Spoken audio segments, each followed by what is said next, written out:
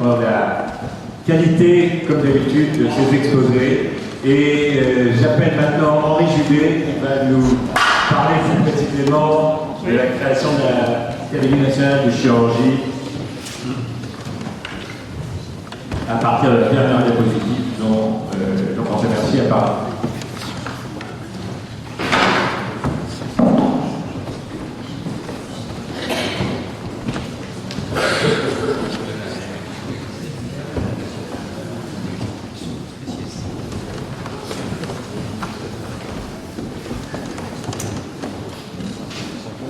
Mesdames, Messieurs, mes chers collègues, la création de l'Académie de chirurgie doit beaucoup aux ennuis de santé de Louis XIV.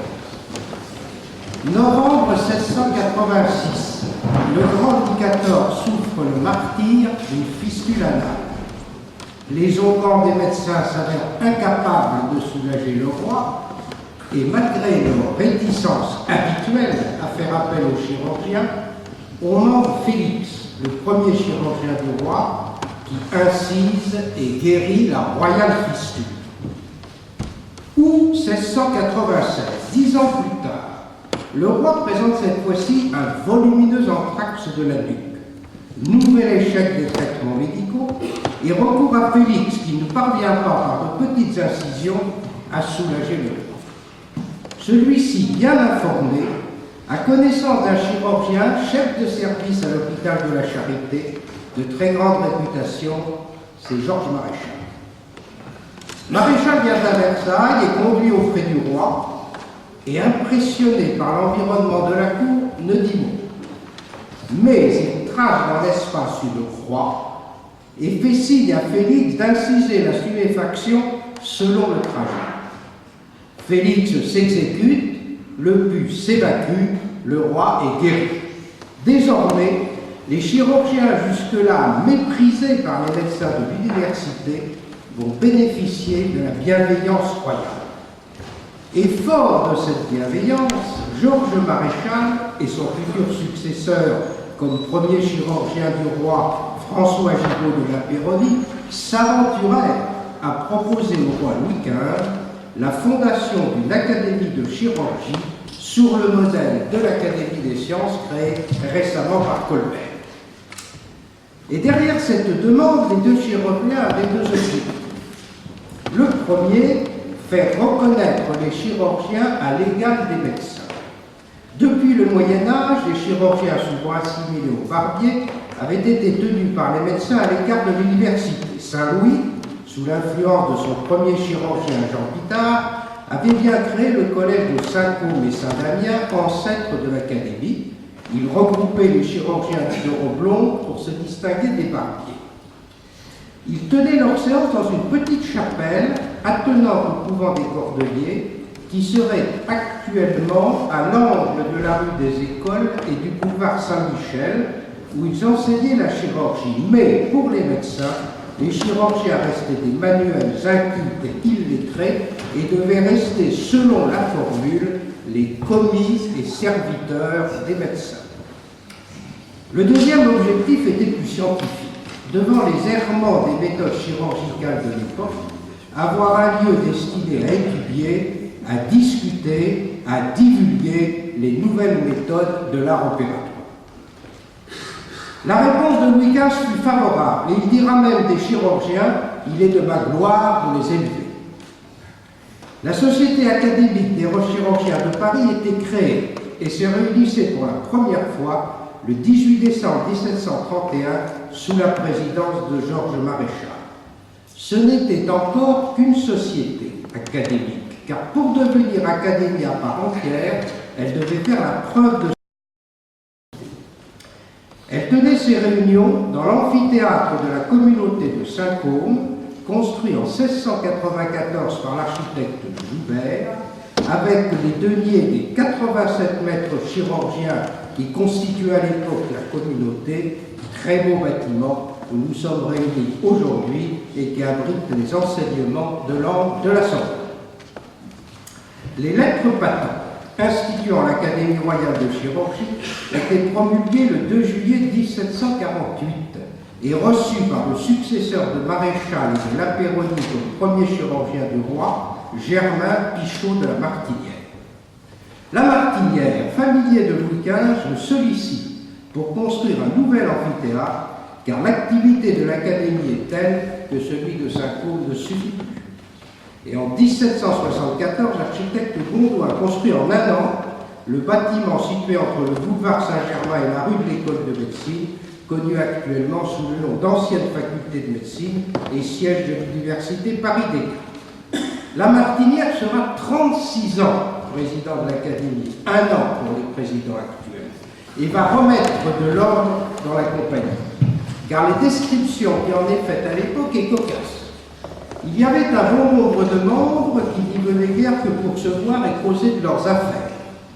Les uns, au lieu d'écouter l'orateur, se tenaient dans la pièce voisine dans laquelle on faisait un bon feu en hiver. D'autres entraient et sortaient, ouvrant et fermant les portes avec bruit.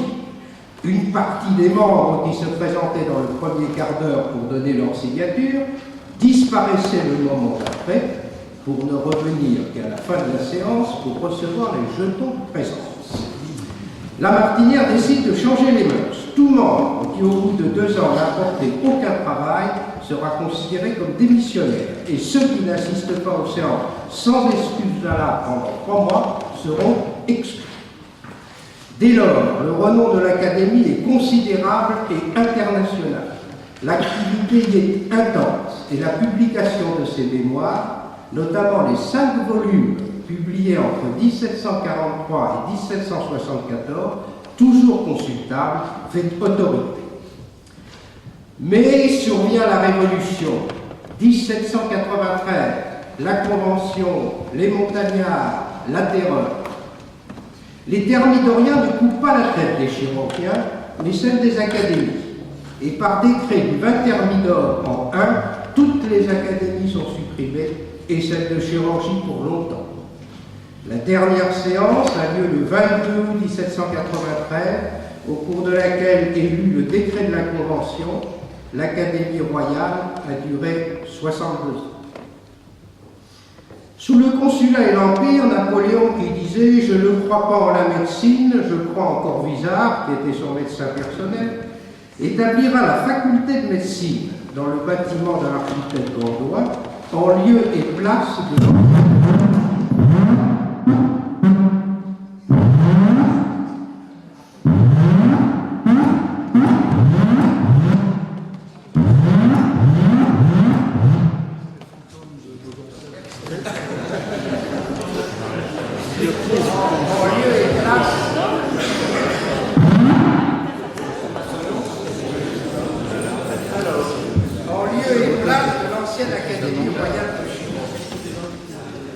Une simple société de médecine de Paris est chargée de continuer les travaux de la ci-devant Académie de chirurgie. Et c'est dans ces circonstances, par exemple, que le baron Larrey, le fameux chirurgien des armées napoléoniennes, tenta de convaincre ses collègues du bien fondé de l'amputation immédiate des membres fracassés sur le champ de bataille avant que ne s'installe la gangrène. À la Restauration, en 1820, sous l'influence de Portal, premier médecin du roi, réapparaît une académie, mais une académie de médecine, au sein de laquelle existe une section de chirurgie. Et les chirurgiens se sentent à nouveau tombés sous la coupe des médecins, et certains d'entre eux, parmi les plus renommés, sous la direction d'Auguste Bérard, décident de créer en 1843 la Société de chirurgie de Paris, qui ne peut toutefois prétendre au titre d'académie. En 1859, elle est reconnue d'utilité publique, ce qui est toujours le cas de l'Académie actuelle, et Malgaigne lui donnera sa fière devise « Vérité dans la science, moralité dans l'art ».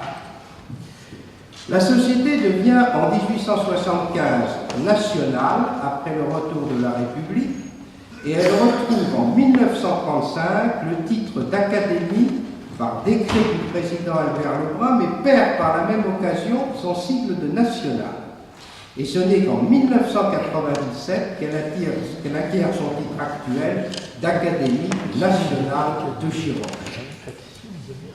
Hébergée à l'Hôtel de Ville en 1843 lors de la création de la Société de chirurgie de Paris, L'Académie, après l'incendie par la Commune en 1871, va errer au long des rues de Paris. Nous la retrouvons à la faculté de médecine, puis rue Dauphine, puis dans l'ancien palais abbatial de Saint-Germain-des-Prés, puis rue de Seine, puis boulevard Raspail, avec des séances dans la salle du conseil de la faculté de médecine.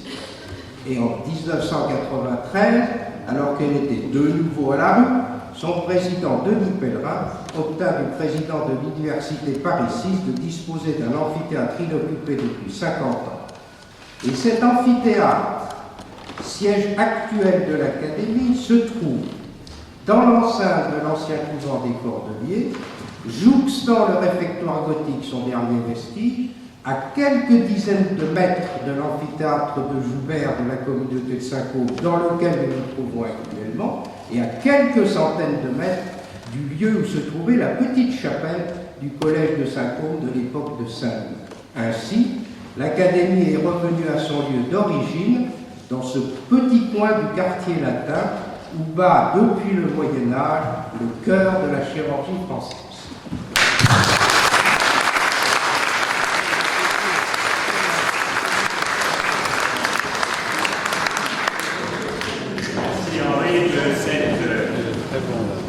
Rapide et complète histoire de l'Académie.